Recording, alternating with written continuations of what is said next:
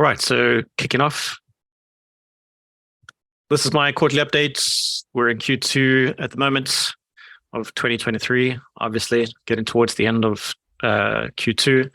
And a large part of what I'm talking about today will focus on what happened in the markets and in my portfolio for Q1 of this year. So it's a retrospective. I don't try to predict the future. Most people that try, almost everyone that does that gets shown up. Humans are very bad at predicting things. So I'll talk about what's happened, but I will give some idea of what I expect could happen through the second half of the year. But they'll be very broad strokes.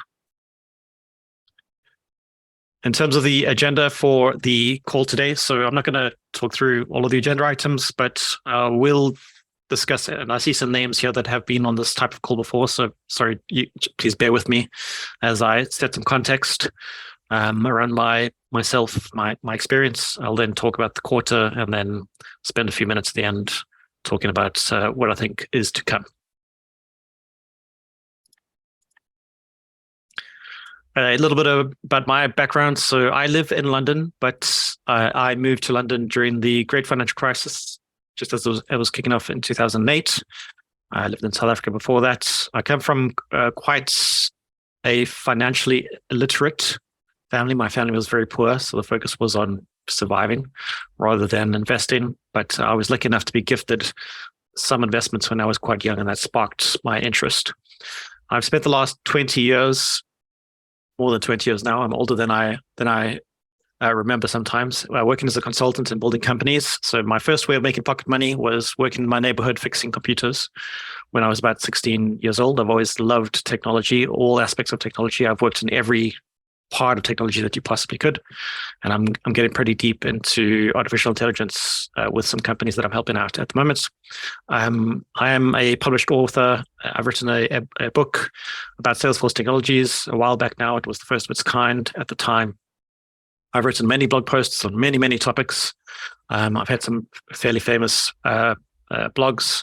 I've spoken at big events around the world on many topics, usually it's technology. But sometimes investments. I've spoken at some of the largest technology events in the world out in San Francisco on a variety of topics. And I'm mostly a full-time Etoro popular investor, although I do like to keep busy. So there are a number of other things that I do too, including being sitting on the board of some startups and advising companies. I love woodworking. It's a passion that I don't ever really talk about, but my father was a carpenter, so I grew up learning woodworking. 42 is the answer to the question. And if you get that reference, it's a very nerdy reference, and I am a nerdy guy, but if you get it, you're probably a nerd too. And it's also my age. And when I lived in South Africa and I was studying computer science and applied mathematics, my daily budget was $1, and believe it or not, there was more than enough to live on in South Africa at that time. In terms of my stock investment journey, this is a very abbreviated show. So I made a conscious effort to invest in 1999 during the dot-com bubble. I was 19 years old. I was trying to get rich fast. I just finished school. And, I wasn't keen to work for the rest of my life. And I made all of the mistakes that I think just about everyone makes when they start out. So I invested right at the peak. I invested in the company that had done the best. I put all of my money into that one company, and I subsequently lost a large part of my investment. Although actually in 1996, I was gifted my first what are called unit trusts in South Africa. They're kind of like mutual funds in South Africa, and those did quite well.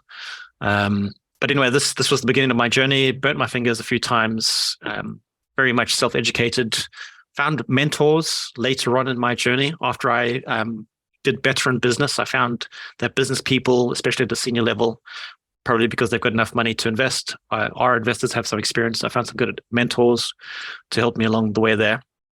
And then started formalizing my knowledge quite a lot more through 2010s. I joined Etoro in 2015. A friend of mine prompted me to join, and I was pleasantly surprised at the range of things I could invest in and how easily I could invest in. I, like most people, had brokerage accounts with a number of different brokers. And as a lot of you will know, especially if you're in the UK, those brokers, the user experience is just so bad. It's very difficult to understand what's going on half the time and to extract information out of them, to like grab things like stats, etc. I am a property investor, although I've been exiting my property portfolio through the past year or so. I'm nearly completely out. Property investment is tricky. It's very demanding in a number of different ways. I am an angel investor in about 10 or 11 companies now. I've been a crypto investor for a long, long time. I think it's been nearly a decade now. I even had my own crypto mining rigs that I built myself using all the knowledge and technology that I learned as a youngster. I had mining rigs sitting in my lounge, which my wife wasn't so happy about. And I work with quite a few companies. I work with some very interesting companies at the moment. Lots of startups trying to take advantage of AI, which is an area I've been passionate about that I studied in university, actually. I bang on a bit about this whenever someone will lend me their ear. And this is the topic of investment expectations. So whenever you invest in, whether it's a stock, a fund, if there's a fund manager that you buy into their fund, you always need to make sure that you're setting your investment expectations. And this was something that I didn't do. I didn't really understand. It's obvious now that I look back, but I didn't really understand it initially. And that is, when you invest in something, you should have an expectation of the way that it will behave as well as perform. So it's not just the goal of where you want to be eventually, it's also the journey to get there. And you need to know yourself. So as people get older, the generalization is that you become more risk averse. And so you tend to take on less volatility. The volatility feels more scary to you. So for example, if you've got your pension and you're 1 year away from retiring, you're probably not going to YOLO your entire pension into Bitcoin because of the volatility, and you don't know if you're going to be able to ride that volatility out. So long story short, my portfolio on Etoro, and I do have other portfolios out there where I have different expectations of their behavior. My portfolio on Etoro, I expect it to be more volatile than the broad market. So it will go up by more than the market goes up, and it could go down by more than the market goes down when that happens. That's kind of represented by those rough scribbles on the right. But I do also expect, for the pain that I experience, I expect higher returns than the broader market over multi-year timeframes. On shorter timeframes, though, I can be losing to the market. But this is part of the way that I expect my portfolio to behave in these two key areas, volatility and return.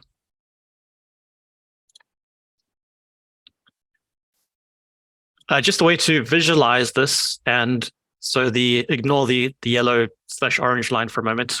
So the blue and the red line on the bottom, they are the return for the NASDAQ 100 and the S&P 500 going back to 1986.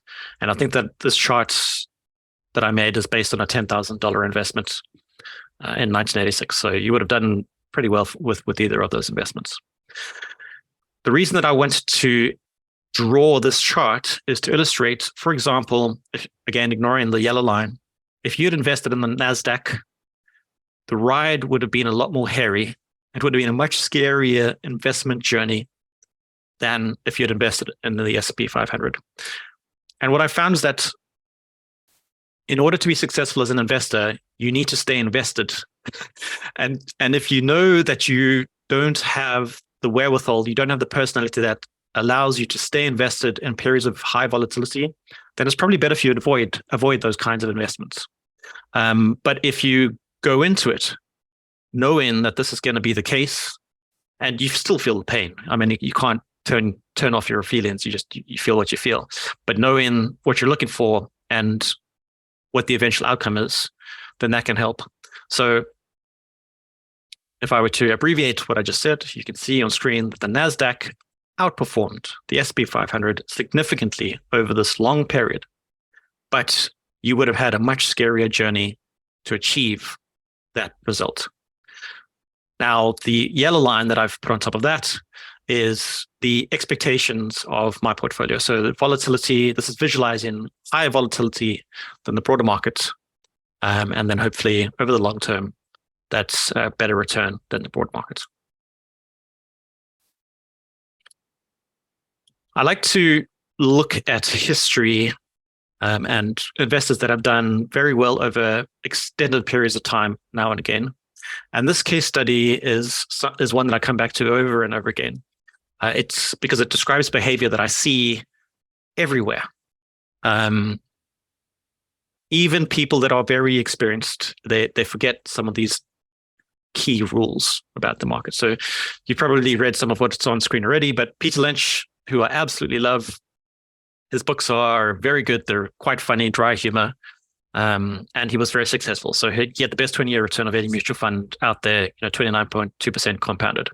So the bright pink line represents his return, and you can see a lot more volatile than the S&P 500, which is the green line below that.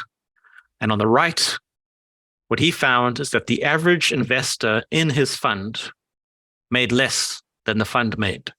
And the reason for this is that when times were tough, so for example, I'm guessing where there were these big drops in the pink line, huge drops in the pink line, far larger than those in the S&P 500, people would exit the fund. And then when things started looking good again, they jumped back into the fund. But the problem with this is they were trying to time the markets. They were responding, they had an emotional response, and they acted off the back of that emotional response. And that meant that, as you can see highlighted in orange, the average investor made about around 7% during the same period. So I think this is a good life lesson. The tricky part, of course, is knowing when to get out because, things are going down and it's, not going to be good ever again. And this is why it's important, I guess, to look at investments that have a good track record over a long enough period of time, a multi-year period of time, to make sure that that company, that fund, that index, they aren't just a flash in the pan. They didn't just get lucky for a couple of years. That they've been able to do this over 5 or 10 years, be successful over 5 or 10 years. I won't spend a lot of time on this because we've only got 30 minutes left, but in terms of my investment strategy, I consider there to be 4 pillars. So there's my style, and that talks about the way that I behave as an investor. So I'm a long-term investor. I've started a few companies. I've been a consultant in a number of companies working with leaders within those businesses. I understand a lot about how businesses work, how the various roles in companies work, and what makes a company good. There are lots of different ways that companies can be successful. So these are the types of things that I consider a part of my style as an investor. The way that I perform my analysis, so I do put out videos every week about what happened in the world in terms of macro data or politics. But actually, I only consider those a small part of my investment style. They might influence certain aspects of it, but for me, what's far more important is bottom-up fundamentals, understanding a company, its business model, its competitors, its leadership team. Because one thing you can be certain of is no matter how bad the global economy gets, the best companies will continue to exist. And then when the tide does turn, and it always does turn, then those companies will still be around and they will continue to be successful. Now, I mean, companies do die eventually, but the gist of what I'm saying is the most important aspect of being an investor is finding good companies, and everything else around them is a bit of noise. Now I'm going to say slightly the opposite, because although macro goings on, it tends to be a flash in a pan. There were so many fears that have gone on for the past few years, and they were very scary things. Scary potential outcomes that never materialized in their worst case scenario. We usually landed somewhere in the middle between the best case and the worst case. And so the world worries about the worst case scenario quite a lot. But the good companies continue to be good companies and they're around today and they're still doing a good job. Where I would consider macro or politics as part of an investment strategy is where those things have an influence on the investment landscape over a 10-year plus kind of time frame. For example, when the US says that they are going to invest a lot of money in semiconductors and homegrown semiconductors over probably a multi-decade period, that's when you sit up and listen, because if there's money pouring into that and the US is trying to outcompete other countries that already are doing a very good job, the US has a good track record of making good companies, and if they're throwing money in it, they probably will be successful eventually. So that's one time where that would make me look at a particular sector. But then again, I would start in my bottom-up fundamental analysis, looking at the company, business model, competitors, etc. In terms of my strategy implementation, so almost everything in my portfolio is at least multi-month or multi-year investments. I will have momentum trades in there from time to time.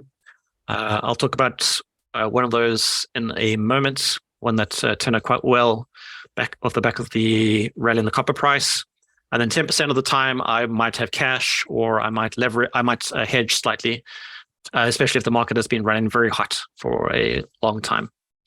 I tend to build positions slowly, unless something extreme happens.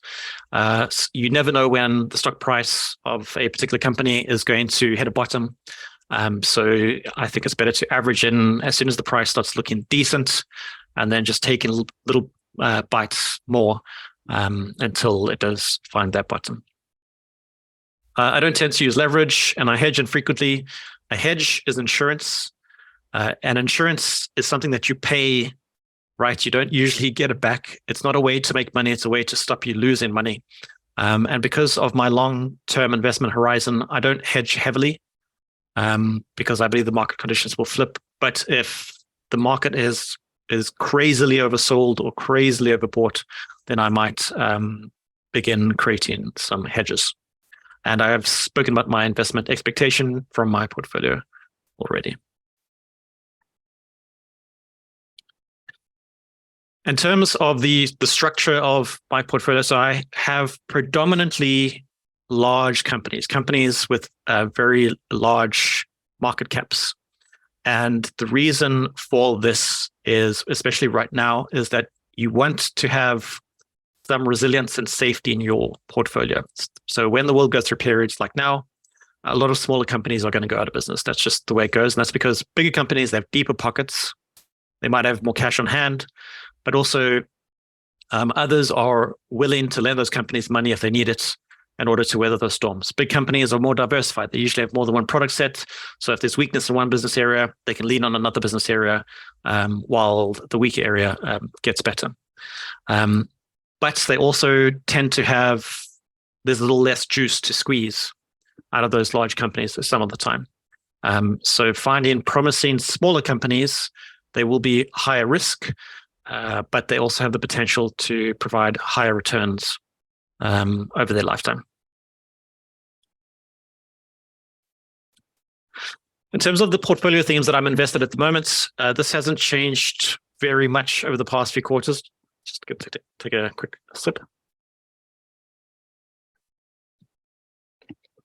And the reason for this is that for those of you that have been watching the macro quite closely, the world is kind of in a purgatory, an in-between place.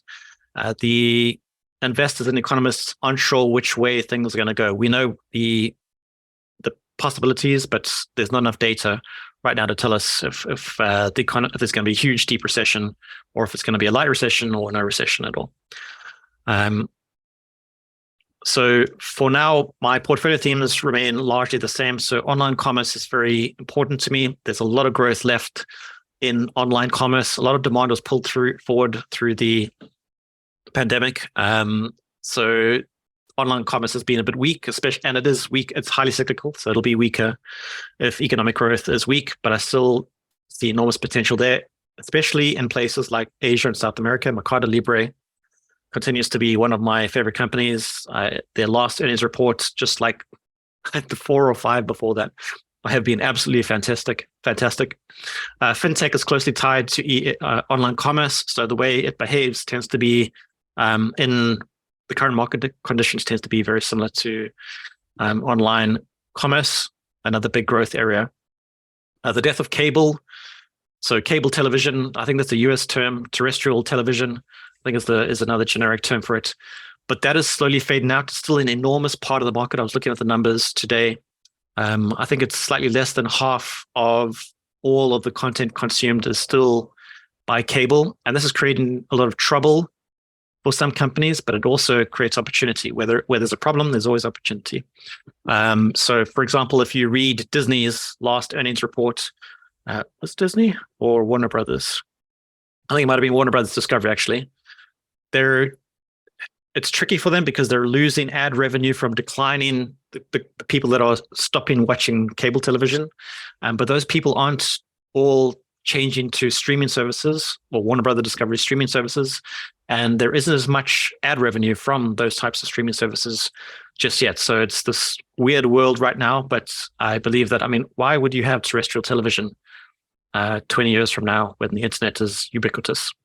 Lockdown recovery is another area that I'm focused on. To be honest, this has gone on much longer than I expected. I think that ongoing lockdowns in various geographies had huge effects on the world, and the war in Ukraine also had a weird effect on lockdown recoveries, particularly within Europe. So businesses within this area that I find quite promising, for example, JD Wetherspoons, which is an enormous pub chain within the UK, that had a fantastic earnings report, and they're going to benefit from changes to tax law in the UK. They are doing quite well, but they've still got a long road to go, and I think that they will do very well through the next few years. Business automation is something that I'm quite passionate about. I know it's quite a boring topic for most people, but having worked as a consultant and spent a lot of time as a technology consultant, automating boring business tasks or optimizing them so that people can focus on more interesting things, or you need fewer people to do the same amount of work, is something that a large part of the world is focused on, especially in times like now where everyone is looking at cost cutting.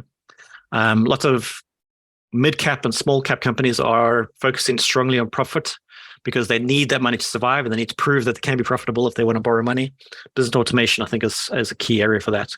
Next gen ad tech. So ad tech is one of the biggest earners in the world. Just look at how much money Google makes, and it's a big growth market for the likes of growth segment for Apple, Amazon, etc.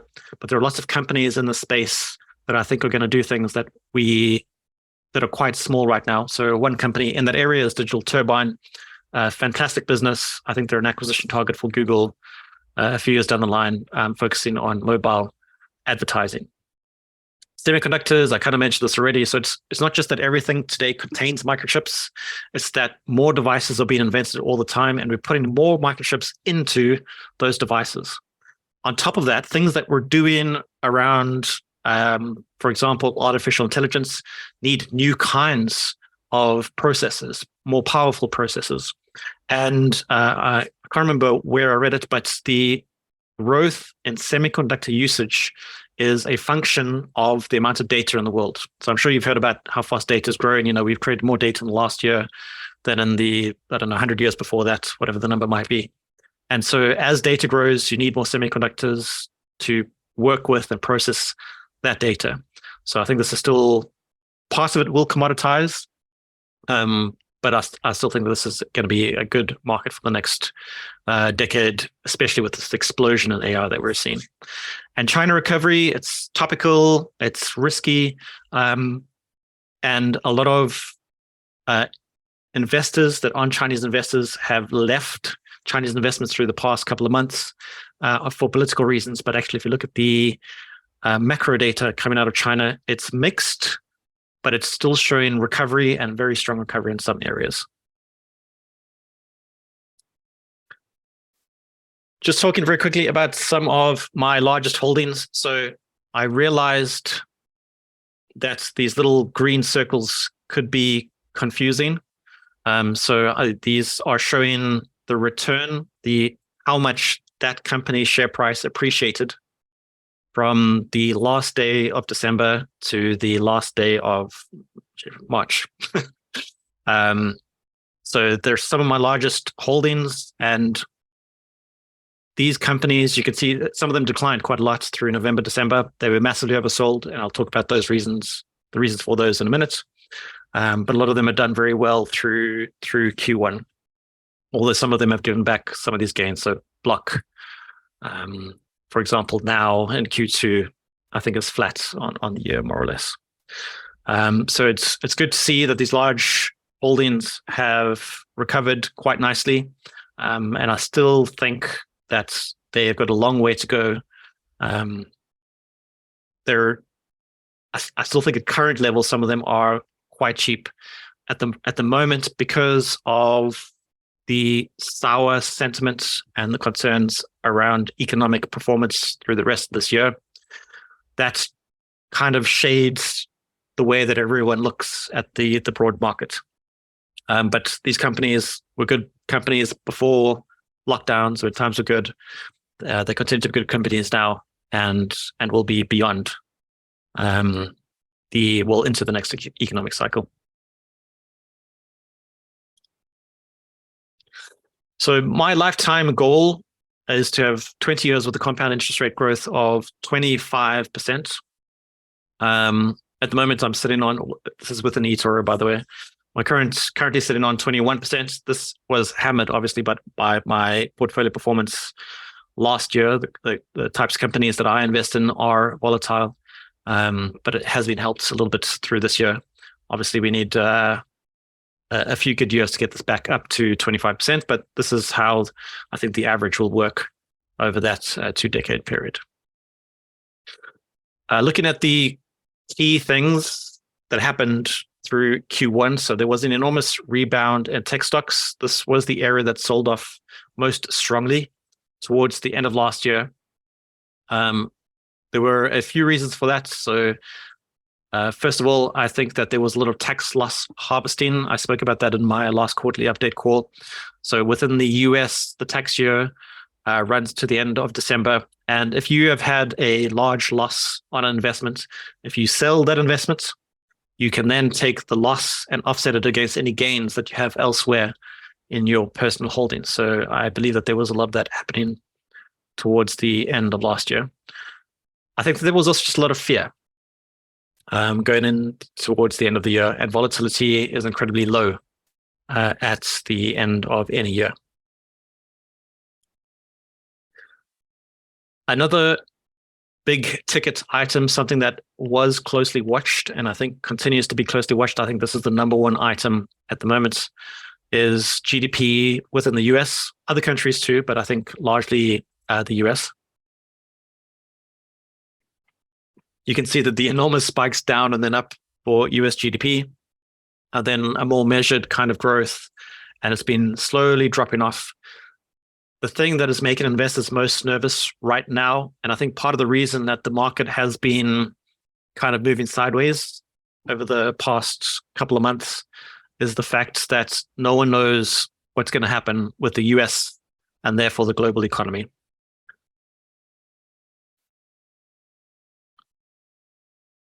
And then another key topic of interest, and I think this was the topic for most of last year, was inflation and interest rates. So in the US, there were interest rate hikes that were the fastest in recent history. I believe we haven't yet seen the full impact of those rate hikes. There's an enormous lag between when rate hikes are enacted and the outcome, the total outcome of that is seen through the economy. But at the moment, as you can see on screen, inflation, by the way, there's a bit of forecasting in here. So we obviously are in May, so everything May onwards is me forecasting. But you can see that before that, there was an enormous drop in Q1, January 2023, in inflation, and inflation dropped to a level that was more or less in line with the rate hikes that we saw through Q1. I have said this on other videos that I've made, but I believe that the US Fed will hold that interest rate at that level until inflation falls a lot closer towards their target rate, or something breaks, something bigger than the regional banks, or the regional banks breaking, spreads, and the Fed is forced to cut. But for now, I I believe that they will hold those rates. So the other key events that happened through Q1, so the warm weather was a huge boon for Europe through winter. It meant that Europe didn't need to use as many of the reserves that they'd built up in areas such as natural gas, and a similar thing happened through spring. And the knock-on effect of that is that inflation in some areas within Europe dropped a lot faster than people expected. So there were lots of surprises to the downside. I think France was one, and I know that Spain was one. Earnings have been surprisingly resilient. No one really understands why this is happening. Rate hikes have been so aggressive, yet some earnings have come out quite badly, but a lot of earnings have still been fairly strong. Part of the reason for this is potentially that tech companies who've laid off huge numbers of people were a lot more inefficient than they should have been. They grew fat through the good times, and they've been shedding that fat, and it's been good enough to keep earnings buoyant. But, is that a strategy that's going to help them through the rest of this year? I'm not so sure. The Ukraine war continues to drag on, and it creates challenges across Europe in many different ways. Outside of Ukraine and Russia, obviously. Employment within the US continues to be quite strong, although little spots of weakness are appearing in the employment data. And one of the concerns that comes along with is GDP in the US going to fall dramatically is, will we see a snowball effect in unemployment in the US? Are we just seeing the beginning trickle of something that becomes a lot more severe and causes a significant recession in the US? And nobody really knows the answer to that question. As I mentioned, lots of layoffs. Layoffs continue to tech companies, and they spread beyond that to other types of businesses too. Strangely, there are certain types of companies that have been hiring like crazy. So big chain restaurant companies in the US have still had quite a lot of demand for employees. But large consultant firms, for example, have also now been laying off employees. For the first time in a while, we're seeing a more mixed Fed. So we're seeing some people in the Fed that are hawkish and some that are dovish. And I think that's reflected in the slowdown in rate hikes and the fact that in the last meeting that they had, that they said they were likely to pause any more rate hikes. So I think we probably have seen peak rates within the US if we don't get any surprises in inflation. Europe has been quite surprising, and in part this is because inflation has come in lower than expected, but other areas have been quite strong too. Make no mistake, there have been a lot of negative news too. So consumer sentiment in Europe isn't the best, but GDP has been fairly good. PMIs have been fairly good. Inflation has been dropping fairly quickly. So is Europe the place that you want to be invested going into the second half of the year? And Chinese politics, unfortunately, the US and China continue to argue, and some of these arguments are becoming quite serious. And this has been a big headwind to Chinese equities. So I think that it'll be good to see what comes out of earnings of Chinese companies, for example, Alibaba, to see how they're performing on the ground. Because a lot of these Chinese equities are seeing outflows because people are worried about what could happen between China and the US. The worst possible thing is all-out war. In terms of Q1 performance, so the first line I have is for Q1, so the last day of December through to the last day of March. And so my portfolio gave a return of 22.5%, NASDAQ 100 close behind on 20.5%, S&P 500 7%, and that illustrates how strong the tech rebound has been through Q1. And the Russell 2000, which is 2,000 smallish companies within the US, having the weakest performance. And that illustrates quite nicely in a picture that it's been larger companies, and more specifically larger tech companies, that have done quite well through Q1. I think that they were the most oversold through the last quarter of last year. And I keep track of this. I look at these stats quite often. So my lifetime performance in Etoro is 354% over 8 years now. The Nasdaq, you would have doubled your money over that period, which is still fantastic. SP 500 will triple your money. SP 500, you would have doubled your money. And the Russell 2000, decent performance, although the worst of those that I have on screen. Broadly speaking now, and I can't fit everything onto the slide, but the gainers and losers in Q1, I've spoken already about, especially big cap technology. I haven't mentioned the travel and travel related companies, and companies like restaurants have done very well through Q1. I'm sure any of you that are going out to restaurants or that are traveling have noticed that the prices have ramped up rapidly. And I think that this is going to bite these companies in the butt, in the arse, later on in the year. Semiconductors have had a decent recovery. Chinese equities did quite well through Q1, although they haven't done quite well beyond Q1. And gold wasn't seeing much love for the few years before this year, but has done quite well through this year. I'll talk about the losers first, for those that haven't changed much. So the dollar has been slowly declining, which is to be expected. It had ramped up very quickly when there's lots of fear in the world. People rush to safe havens, and the US dollar is a safe haven. But also, the US interest rate for a period was higher than in a lot of other countries. So you could have gotten a better return off of US bonds because of the bond yields. Although that picture's changed a little bit now. So US bond yields have also been dropping. The financial sector and sectors related to it haven't been doing very well through Q1. And healthcare and related also lost out quite a lot. What I don't have up here, and I meant to put in, is that oil and natural gas also did very badly through Q1. The price of natural gas has completely collapsed in many geographies. Natural gas is priced more or less locally, by the way, whereas oil is more regional. Natural gas usually get a price per country. But either way, natural gas prices have dropped significantly. The price of oil has dropped quite a lot. Both of those things will help with inflation. But surprisingly, the US energy sector did okay. And I think that's just because of the way that the pricing of energy works. It doesn't flow through to the corporates immediately when those prices change. And small cap companies, haven't done well, but they haven't done terribly either. I can hear a helicopter. So can you still hear me? Is the helicopter too loud? My window's open. Okay.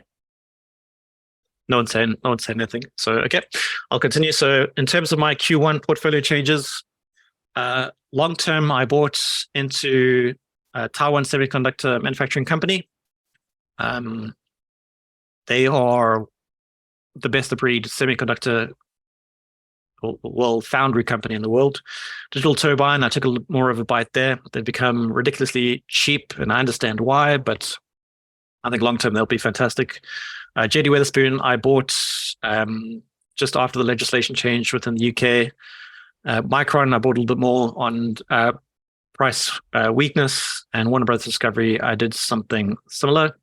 I haven't sold out of any of my long-term positions, but I did sell out of Freeport-McMoRan.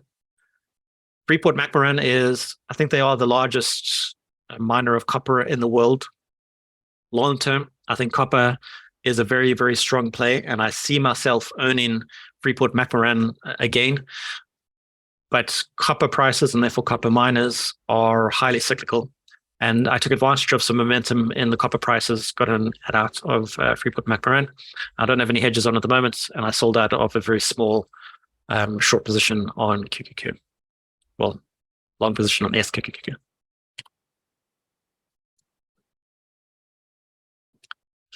Looking forward to the second half of this year. I'm going to speed it along. So I think rates are going to stay high. I've already said that for the rest of this year. In the US, the UK, I think, might have reached peak rates now. The EU, was it today or yesterday, said they're going to have to continue hiking rates a little bit more, but will probably level off quite soon. So I think rates are going to stay quite high. This is going to be the operating environment for businesses for a while. Inflation is falling. The question is, but the rate at which it's falling has kind of slowed down a bit. So is it going to chill out for a little bit before it falls further or turns higher? That's a big question within investment markets at the moment. Soft landing, everyone, I guess the Fed is hoping for a soft landing. I don't think we will get it, but I think that we will find out if we're going to get it in the second half of this year. So let's see if we get that soft landing. I suspect we will instead see some form of a recession in the US and potentially other geographies. Europe might actually get away with not having a recession. So we'll have to see. Nobody knows the answer to that one. Employment, I think, will get weaker, particularly within the US. The effect of the interest rate hikes, there's an enormous lag, like I mentioned. And when that happens, I think that the markets will get quite nervous about that snowballing, like I said already. GDP, I think the same thing will happen. I think that the US regional bank saga, I don't think it was a crisis, but it was, a bit of a saga. It will mean that credit markets are tightened. Credit will be harder to come across, and cheap credit even harder. So I think that we will see a natural slowing of the US economy because of that, but also because of the rate hikes. Earnings have been resilient so far, but I don't see how they could stay super resilient through the rest of the year unless the outlook for 2024 starts to look quite good. Travel demand has been crazy, and it's driven the revenue and earnings for travel companies quite nicely. But I think that the prices now are starting to force travelers to consider whether they need to travel or not. And that will have effect on the demand, obviously. And the energy crisis, I hope to hell that we don't have another round of energy crisis as winter approaches. It looks as though we might just get away with it because European countries have been pretty good at finding some alternative suppliers, and their stores are quite good. But it is something that's playing on my mind. We can't really tell if we're going to need it or not. It depends on the weather to some degree. And finally, to finish off, I do want to leave a little bit of time for questions. No. Okay. And so in my opinion, one of the biggest risks to anyone's portfolio is impatience.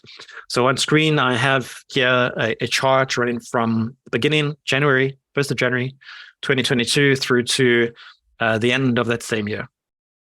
And so if you had invested in the NASDAQ 100 at the beginning of the year, you would have ended the year 34% down.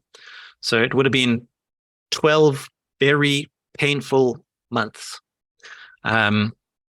You would have ended the year unhappy and a little bit poorer, right? Well, on paper at least. Whereas if you'd invested in the S&P 500, it still would have been quite painful, but not nearly as painful. The temptation here for experienced and inexperienced investors is to jump out. The pain, if you read up the psychology of the way that we feel pain when it comes to loss, we feel the pain of loss twice as much as we do when it comes to gains. And so you might have wanted to chop and change through the year, but you almost certainly would have done poorly with regards to the timing. You might have gotten lucky sometimes, but over a long enough time period, you would have been lucky more than you would have been unlucky, more than you would have been lucky. However, so 12 months of pain, that's a long time to feel a lot of pain, right? However, if you look over a longer time frame, if you are a long-term investor, there will be these extended periods of pain. But you need to keep an eye on the prize, right? So you're looking out for those outsized gains that you only get if you're able to, you need to do your homework. You need to find the right companies. You need to have a fairly diversified, you need to be diversified in some way in that portfolio.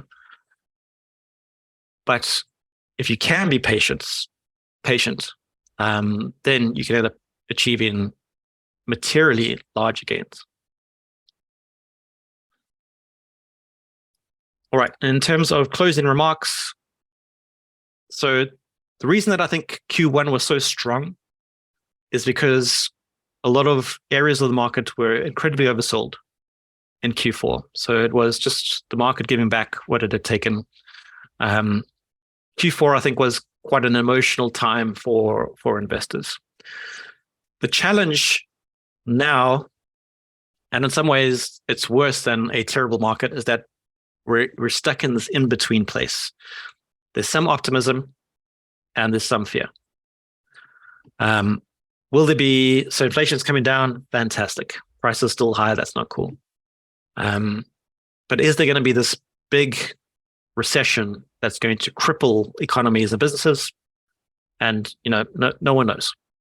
But I think that those are the kinds of messages that we're going to hear on repeat through the second half of this year. The only way that scenario is going to change is for the situation to play out, for the data to arrive and the situation to play out. In my opinion, the best way to invest during these periods is to find good companies and fair prices and buy little chunks of them as you go in low. Trying to play the markets, jump in and out, might work for a while, but it won't work over the long term. If you think about any of the world's most famous and wealthiest investors, they're just that. They're investors. They're long-term investors. There are a few traders that have done quite well, but the number of very wealthy people that are involved in the markets tend to be those long-term investors. And there's a reason for that, right? But being patient isn't very easy.